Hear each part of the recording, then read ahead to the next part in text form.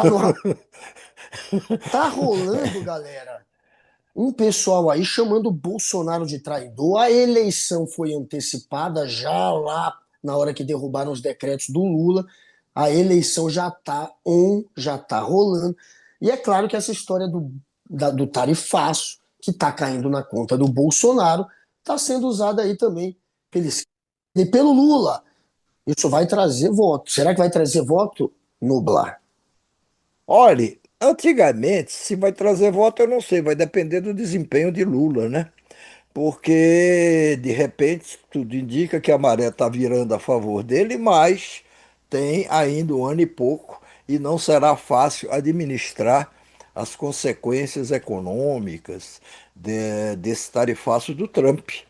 Aí não dá para prever nesse Isso, dá. momento, aparentemente, o jogo está se virando a favor do Lula. Pode ser uma coisa momentânea, pode ser uma coisa que dê frutos mais adiante, enfim.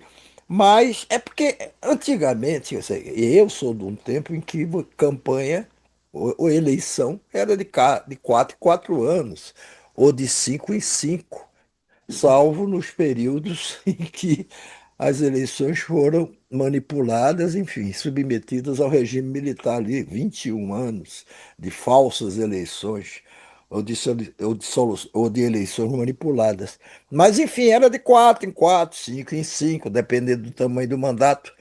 Hoje é um estado, é um modo permanente de eleições. Por isso até que eu acho que está bem destacado aí como título desse programa, Eleições 2026, já começou. Ela começou já, nessa época de redes sociais, internet, o diabo, é um estado, é um modo permanente em que se vivem principalmente os políticos. E agora, claramente, depois da derrota do governo com o IOF, desse ensaio de discurso dos ricos contra pobres, pobres contra ricos e tudo, e culminando com esse tarifaço do Trump, isso daqui para frente é campanha, campanha, campanha, é modo de eleição o tempo inteiro. Haja vista as falas que estão se sucedendo e que agora não vão parar mais. Não É, vão pois é. parar mais, até que Até se a tenha um eleição. desfecho. Você viu, tem uma fala de Lula hoje, eu acho que foi numa viagem ao Espírito Santo, em que tem uma parte que ele está atirando em duas direções, claro. Atirando na direção do Bolsonaro, dessa direita extremista, da direita em geral, e também atirando em Trump. Alice, você podia soltar esse compilado aí, esses dois momentos do Lula hoje. Foi no A coisa mandou um filho que era deputado se afastar da Câmara para ir lá ficar pedindo: ô Trump, pelo amor de Deus, Trump, solta meu pai, não deixa meu pai ser preso, dentro das contas. É preciso essa gente criar vergonha na cara. É preciso criar vergonha na cara.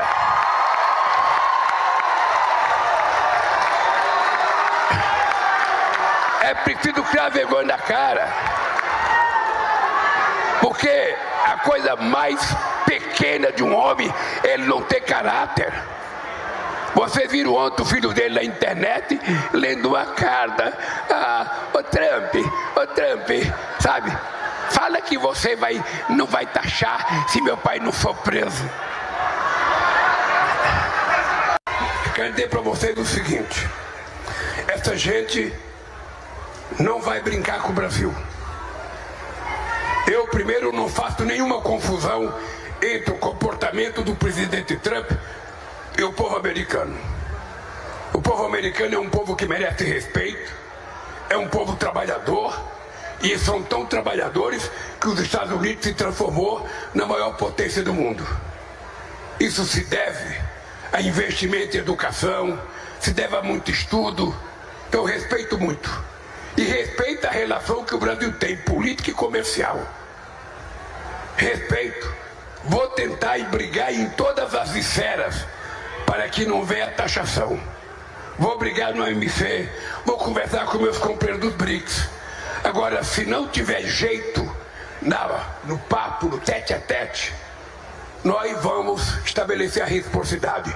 Taxou aqui, a gente taxa lá. Taxou aqui, a gente taxa lá. Taxou aqui, a gente taxa lá. Não tem outra coisa a fazer.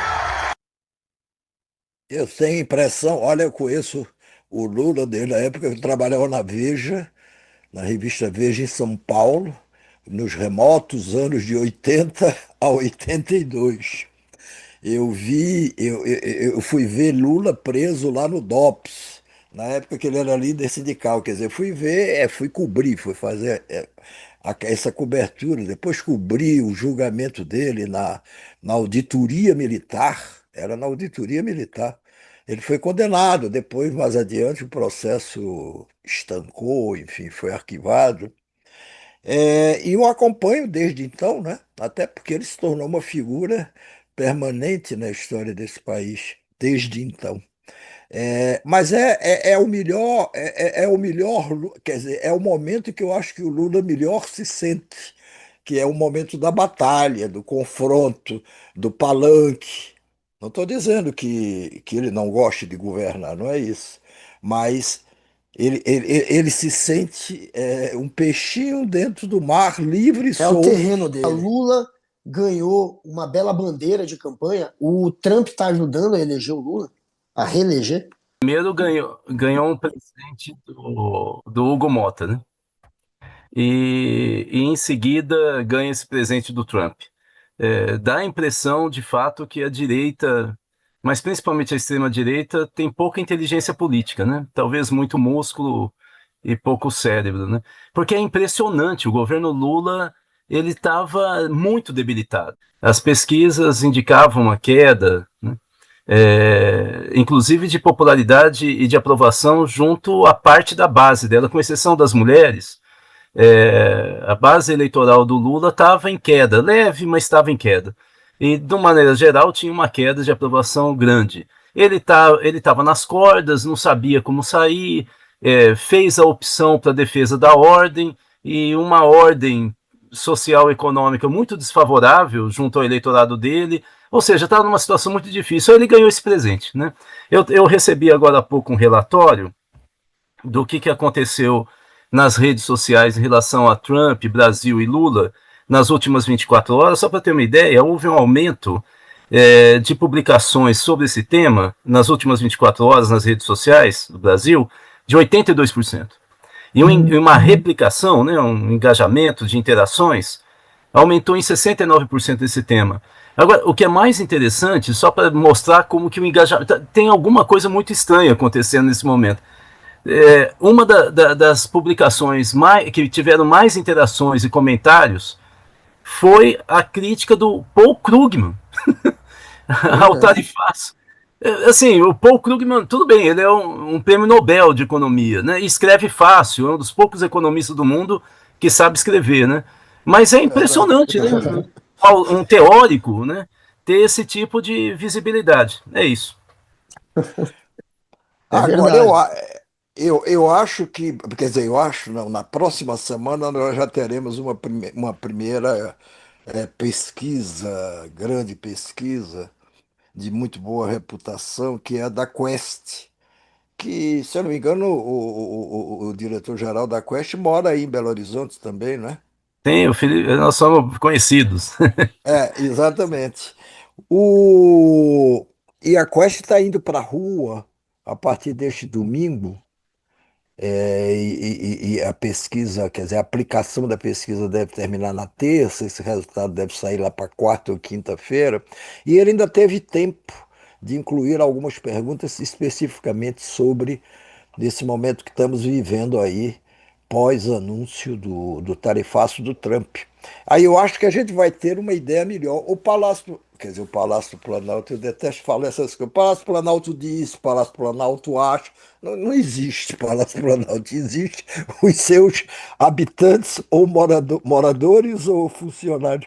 Mas, enfim, mas o governo, aí sim, isso existe, já estava tendo indicações, antes mesmo do tarifaço, de que, olha, está melhorando ali a situação do Lula. Ainda era uma coisa ali, ainda é uma coisa ainda muito pontual. Mas talvez essa primeira pesquisa de grande porte possa nos orientar melhor sobre isso. Agora que ele está na maior animação, olha, eu não vejo Lula animado assim desde que ele tomou posse. Porque, claro, ele tomou posse, uma semana depois veio na tentativa de golpe do 8 de janeiro de 23, e aí não tinha quem ficasse alegre numa situação dessa. Mas ele agora parece um cara revigorado, no maior entusiasmo. Vamos pro pau! Não tá mais Nas tão cordas, apanhando. nas Porque só cordas, tava apanhando antes. como você mesmo disse. Agora, o Trump falou hoje de novo, professor, provocado por uma repórter do Jornal Nacional, da Globo, falou novamente sobre essa questão da consequência desse tarifaço dele. Alice, solta isso para a gente poder Trump, comentar a respeito. O Trump Trump, tá, o Trump, ele tá achando que é o gostosão do pedaço. Vê olha aí, aí, olha Trump. aí, olha aí. Olha o Trump dizendo que não quer falar com o Lula, como se o Lula Pera quisesse aí. falar com ele, Ô, né? Guga, Solta aí aí. não tem graça, tu tá Todo mundo já antecipando viu aí. isso aí. Do you plan to talk to the Brazilian president about the tariffs? Maybe at some point I'll talk to him. Right now, I'm not. They're treating President Bolsonaro very unfairly. He's a good man. You know, I know him well. I negotiated with him. He was a very tough negotiator, and I can tell you he was a very honest man, and he loved the people of Brazil. He was a very tough guy to negotiate with. I shouldn't like him because he was very tough in negotiation, but he was also very honest. And I know the honest ones, and I know the crooked ones. Mas vem cá, o Trump, professor Rudá, o Trump não se deu conta de que, à medida que ele reforça a vinculação desse tarifaço à situação de Bolsonaro, ele, que pretensamente estaria tentando ajudar Bolsonaro, só enterra o Bolsonaro? Então, Nublar, assim, o Trump é muito despreparado, né? É que o que vem dos Estados Unidos do Brasil normalmente ganha uma aura, né, de É. grandiosidade e tal, mas ele é profundamente despreparado, né? E se você pegar todos os intelectuais, analistas políticos, né, sérios dos Estados Unidos, todos chegam à mesma conclusão. Por exemplo, os mais delicados dizem, ele não tem fundamento teórico em nada do que ele faz.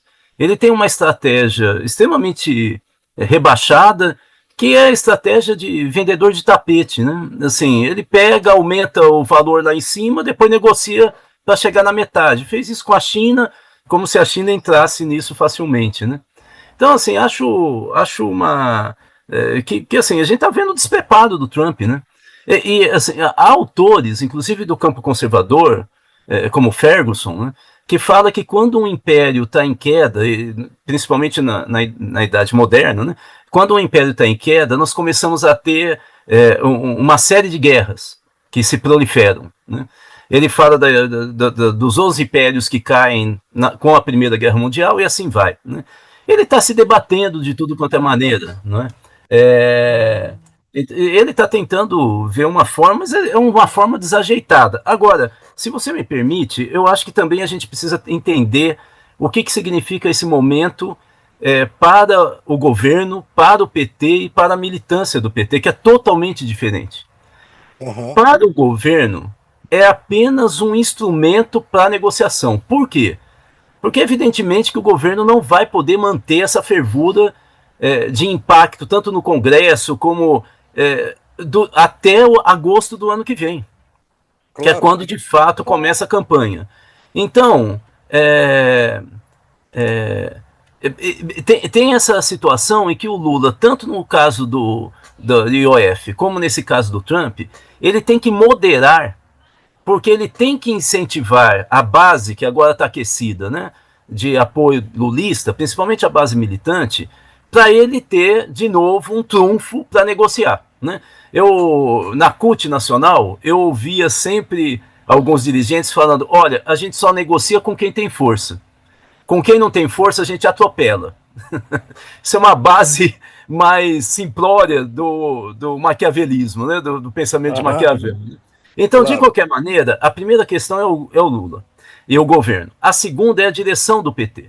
A direção do PT, com quem você conversa, você percebe que eles têm um olhar um pouco mais aguçado para as eleições. com quem eu conversei, claramente da direção do PT fala, agora nós temos um mote de campanha, os pobres contra os ricos. E o nacionalismo, que a gente roubou agora da extrema-direita. Agora nós temos um mote. Então, aqui é diferente do governo, é uma questão de tom, de ênfase. Eles percebem que isso aqui pode ser trabalhado melhor. Eu acho que tem uma camada militante orgânica, eu não vou falar muito dela, porque ela não tem tanto peso, mas tem uma camada de filiados do PT, ou área de influência, militantes sociais, que estão nas redes sociais. E esse pessoal é um pouco confuso, porque eles acham que toda pauta de esquerda, por exemplo, a pauta contra o 6x1, taxação, a pauta de esquerda para eles é a pauta do Lula. E eles juntam uma coisa com a outra. E são eles que estão fazendo essa movimentação nas redes sociais. Eu conversei com alguns dirigentes do PT que eles falam, nós perdemos um pouco de controle com aqueles vídeos que a gente começou a produzir. Tá muito aquecido, né? E aí a gente não tem como utilizar isso num time político correto, né? Então, assim, perdeu o controle, né? Então, essa base idolatra o Lula, mas acho que a bandeira do Lula é a pauta de esquerda de radicalização, e eles vão com muita sede ao pote, e em alguns momentos tem um certo conflito estranho aí na conjuntura, né? Então, eu acho que nós temos aqui também um caldo de cultura que a gente precisa ter um pouco de cuidado, porque ele vai ter que ser trabalhado. O que é importante é que, de certa maneira, deu um mote para o campo progressista que estava com o pé na cova, né? Agora ele voltou, né? Mas não transbordou, vou dizer assim, para um campo mais popular. Ele ainda está na bolha, mas era uma bolha completamente desorientada. Agora tem uma orientação. Isso é uma novidade.